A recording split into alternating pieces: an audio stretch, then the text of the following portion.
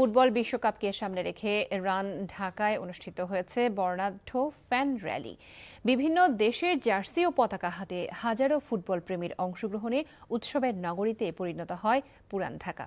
এ নিয়ে আরও জানাচ্ছেন কুশল ইয়াসির।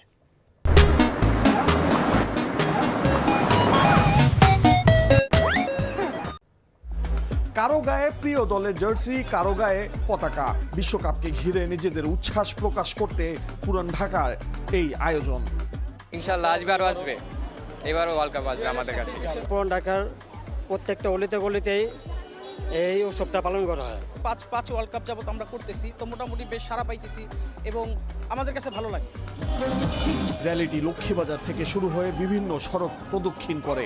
অংশগ্রহণকারীরা ফুটবল প্রেমের মাধ্যমে সম্প্রীতির বার্তা ছড়িয়ে দেন। অবশ্যই একতা পাবে, এবার নেইমার স্কোয়াডে আসছে, অবশ্যই নিঃসন্দেহে একতা পাবে, আমরা আশাবাদী সবাই।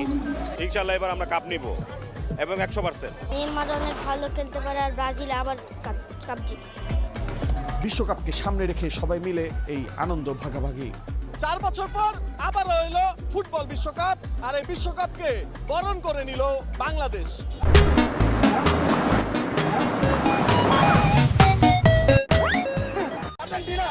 বিশ্বকাপের থিম সং আর স্লোগানে মুখর হয়ে উঠে পুরো এলাকা।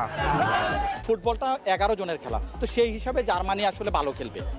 খেলার মাধ্যমে বন্ধুত্ব ও ভ্রাতৃত্বের বার্তা ছড়িয়ে দিতে বিশেষ এই আয়োজন। যুক্তরাষ্ট্র, কানাডা, মেক্সিকোতে বসতে চলেছে এবারের বিশ্বকাপ। বাংলাদেশের বিশ্বকাপ উন্মাদনা ছড়িয়ে পড়ল পুরান ঢাকা থেকে। কুশল ইয়াসির, এনটিভি নিউজ, পুরান ঢাকা।